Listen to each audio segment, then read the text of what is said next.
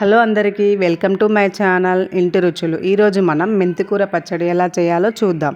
ఈ పచ్చడి అన్నంలో అయినా చపాతీలో కానీ మార్నింగ్ టిఫిన్లో కూడా తినొచ్చు. కర్రీ నచ్చని వాళ్ళు ఉంటే ఇది ట్రై చేయండి, ఖచ్చితంగా నచ్చుతుంది. ఇప్పుడు ప్రాసెస్ చూద్దాం. ఇప్పుడు ప్యాన్ పెట్టుకొని 1 టేబుల్ స్పూన్ ఆయిల్ వేసుకోవాలి. ఆయిల్ వేడయ్యాక మెంతికూర వేసుకోవాలి. మెంతికూర దగ్గరికి అయ్యాక తీసి పక్కన పెట్టుకోవాలి. నేను మెంతికూర పెద్ద కట్ట తీసుకున్నానండి. మీరు చిన్నవైతే 2-3 అయినా తీసుకోవచ్చు, మీకు తగినంత. ఇప్పుడు కొన్ని పచ్చిమిర్చి తీసుకొని వాటిని నూనెలో వేపుకోవాలి. అయితే డైరెక్ట్ పచ్చిమిర్చి వేస్తే చిల్లుతాయండి.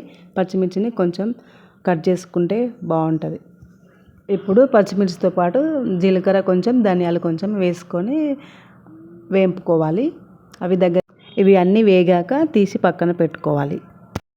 ఇప్పుడు 4 పెద్ద సైజు టమాటాలు చిన్నగా కట్ చేశాక వాటిని వేపుకోవాలి.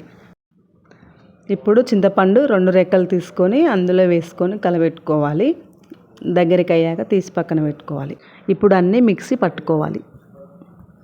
ఇప్పుడు తాలింపు పెట్టుకుందాం. ప్యాన్ పెట్టుకొని ఆయిల్ 1 స్పూన్ వేసుకోవాలి. ఆయిల్ వేడయ్యాక పోపు గింజలు అన్నీ కలిపి వేసుకోవాలి.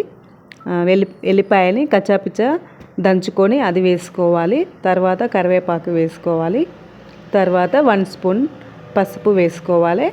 ఇప్పుడు తాలింపు అంతా ఒకసారి మొత్తం కలుపుకోవాలి. తర్వాత మిక్స్ చేసి పెట్టిన పచ్చడిని ఇందులో కలుపుకోవాలి. పచ్చడిని మొత్తం బాగా కలుపుకోండి. ఎంతో రుచికరమైన టేస్టీ మెంతికూర పచ్చడి రెడీ. మీరు కూడా ఒకసారి ట్రై చేయండి.